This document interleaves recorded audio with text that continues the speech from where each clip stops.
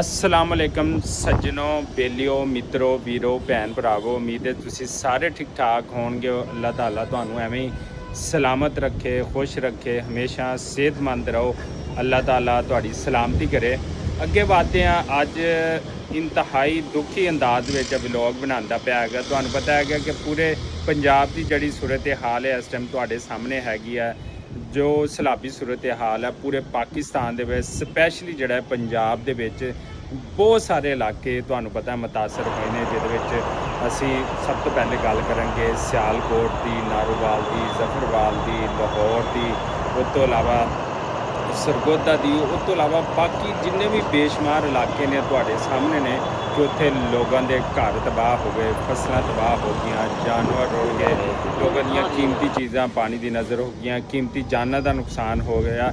सब तो दुखी ये चीज़ सानू लगती पई है कि इस टाइम जिहड़े मुतासरीन सैलाब ने उन्होंने वास्ते हुकूमत बड़ी भरपूर कोशिश करती पई, भरपूर तावन करती पई, लेकिन उसके बावजूद भी पानी की शिद्दत रेला इंतहाई खतरनाक तक इस वास्ते पहुँच चुकिया होगा कि पिछों इंडिया ने भी पानी छड्डिया है। तुहानू पता है जिथे साढ़े माल जानवर फसलां तबाह हो गई ने, ਉਹਦੇ ਨਾਲ ਸਾਡੇ ਬਜ਼ੁਰਗ छोटे बच्चे भैनां वो भी मुतासर होए ने, ਜਿਹੜੀਆਂ ਵਬਾਈ ਅਮਰਾਜ਼ ਨੇ ਉਹ भी फैल चुकिया ने। तो अल्लाह ताला साढ़े पाकिस्तान की हिफाजत बनावे। यकीन करो हालात दसदे होए दिल बड़ा दुखी होंदा पिया है कि अल्लाह ताला इस नागहानी आफात जिहड़ी आ वो तो अल्लाह ताला महफूज रखे, क्योंकि इन्हां चीज़ां नाल कोई भी नहीं मुकाबला कर सकता।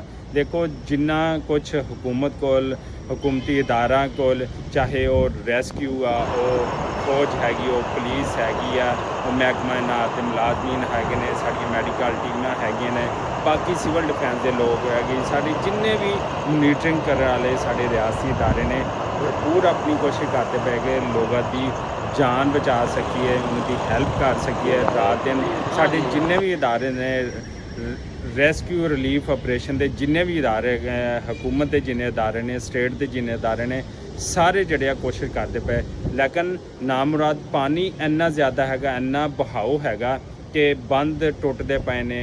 दरियावां दा जिथे 5 लाख 6 लाख 8 लाख क्यूसक तक जड़े साढ़े दरिया बर्दाश्त कर सकते, या साढ़े जड़े हैड बने हुए ने वो 8 तो 10 लाख क्यूसक तक का पानी बर्दाश्त करनी उनकी इस्तात सी, वो 12 लाख क्यूसक तक का पानी इस टाइम बर्दाश्त करते पे ने। लेकिन सूरत हाल जी हाले पानी का बहाव बहुत ज़्यादा है। तुसी सारे दुआ करो बस अल्लाह ताला अपनी रहमत करे। देखो एक बड़ा रेला जड़ा रावी तो गुजरता होया हुण अगे वधदा होया मुल्तान की तरफ, रात नूं जड़ा मुल्तान तो 10 11 12 लाख क्यूसक का पानी गुजरा, उन्हें अगे तिकर जाना है, अगे तिकर तबाही फैलनी हैगी है, ठीक है। और राजनपुर भी जाएगा, और चाचना सीम यार खान सादकाबाद तो सिंध के एरिए नूं जड़ा उत्थे पानी होंदा है सखर बिराज जाएगा। लेकिन जिथे भी ये तबाही होंदी पई है, ये अपना पाकिस्तान है, तुहाडा पाकिस्तान है, ये साडा पाकिस्तान है, ये सारा मुल्क अपना है, धरती माँ अपनी हैगी, पूरा पाकिस्तान अपना हैगा।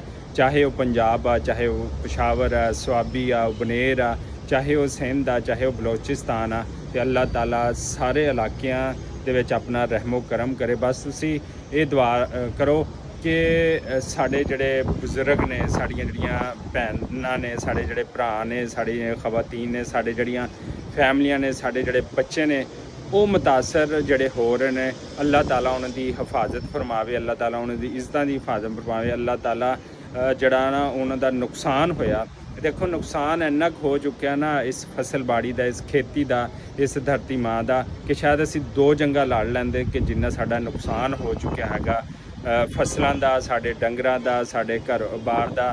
तो देख सकते हो तुसी पार्क व्यू सिटी भी लाहौर वाला, उसके अलावा बाकी जिन्ने दहाज जेरे आप आए ने वह अंदाज़ा तो वही रिपोर्ट तो बाद जारी होगी। बहरहाल जड़ा सैलाबी रेला पंजाब की तरह वाधा होया अज रात किसी भी टाइम मुल्तान तो गुजरेगा, अगे तिकर जाएगा। बस अल्लाह ताला सब की हिफाजत फरमावे तो दुआ करो हमेशा पाकिस्तान कायम दायम रहे, अल्लाह ताला इस नगानी हिफाजत जड़ा महफूज रखे।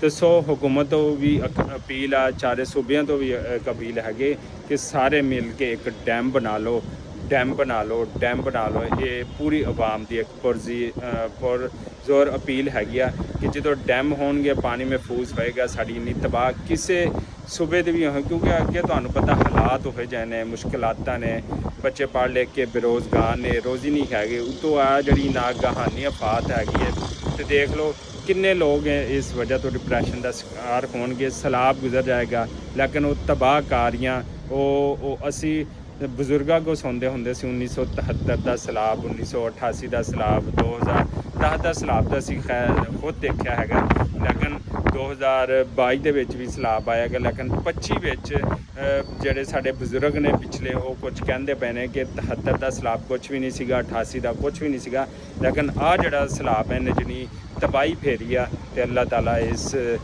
ਚੀਜ਼ਾਂ ਤੋਂ ਸਭ ਨੂੰ ਜਿਹੜਾ ਮਹਿਫੂਜ਼ ਰੱਖੇ। ਸਾਨੂੰ ਦਿਓ ਇਜਾਜ਼ਤ, ਅੱਲਾ ਨਿਗਹਿਬਾਨ।